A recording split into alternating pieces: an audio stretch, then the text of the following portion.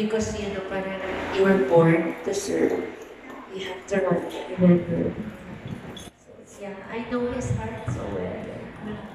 Kasi early in our marriage, yun pa yung napapag-awayan namin. Gusto mo, sa'yo na lang siya. But then that's not how we were raised. So, we like to get back to a country that's been so good to us, especially me. Di ba? Nakikiusap lang kami pagbigyan siya para mag-serve. Di ba? Parang it doesn't make sense. Yeah, it doesn't make sense. Now we have to fight so hard to just get their vote so we can serve them. So we can serve them. That's what's very hard to understand. But that's why we're counting on you.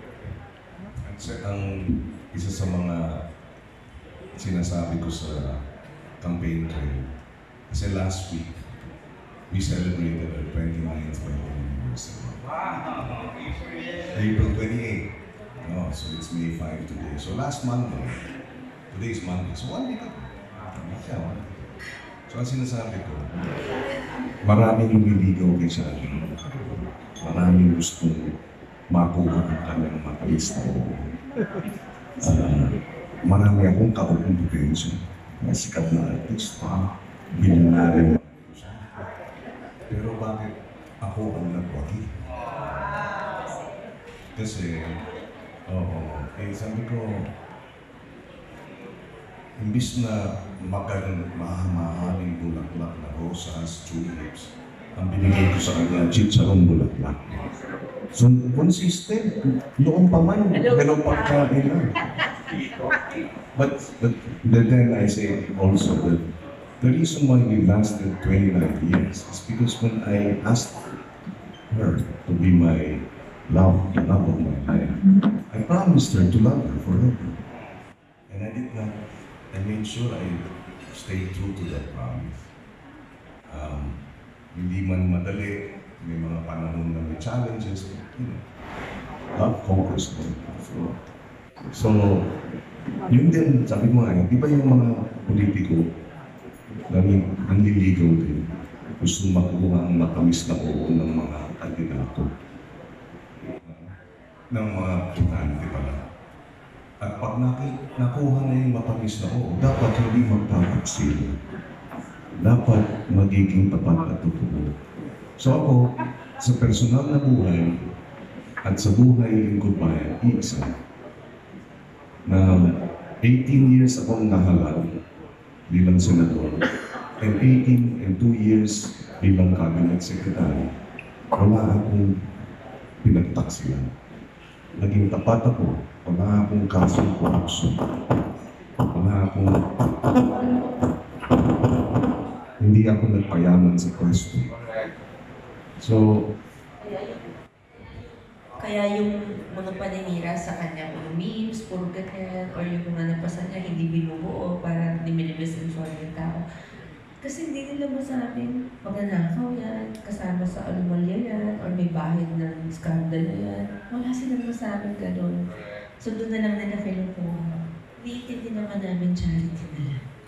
So ang ating pakiusap sa ating mga voters on May 12, busisiin ng gusto. Huwag basta maniniwala sa matatamis na salita.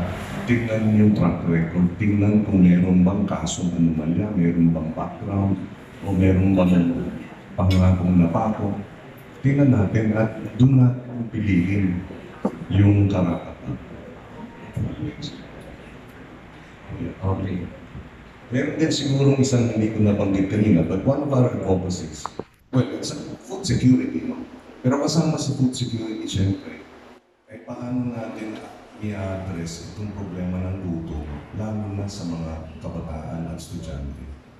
May mga datos na nagsasabi, marami sa mga anak natin, about 1/3 of our children are suffering from malnutrition and various degrees of stunting. That's a huge amount.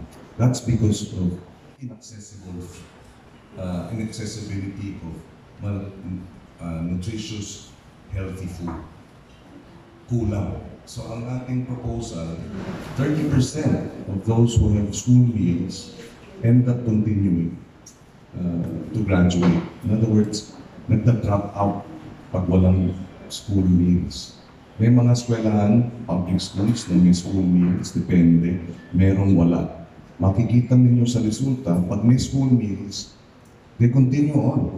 Maganda ang performance sa math, science, sa mga test, kumpara dun sa mga walang school meals. So to address that, we must have free breakfast sa elementary, high school, at preschool. Sa lahat ng pampublikong paaralan, number one, so that we are able to address quality education that our children deserve. And second, hanggang kalahati ng pagkain na ihahain sa lahat ng pampublikong paaralan ay dapat binibili direkta sa mga magsasaka na lokal at mangingisda na lokal.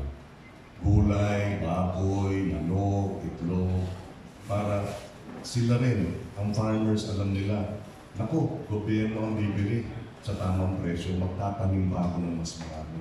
Pag mas marami na nga ang tanim, mas marami ang aanihin, alam nilang hindi sila binabarat, gaganda ang kanilang kita, gaganda rin ang supply ng pagkain, win-win tayo. Makes sense talaga, Senator. And it's being done in Indonesia, in Thailand, in Japan, in Italy, in France, because precisely it works. From daycare to grade 12. You can do it in stages kasi it may be a huge amount outright, but it has to be done in a period, let's say 3 years, that we will complete it, but we have to start so that it can be done. And then, food security.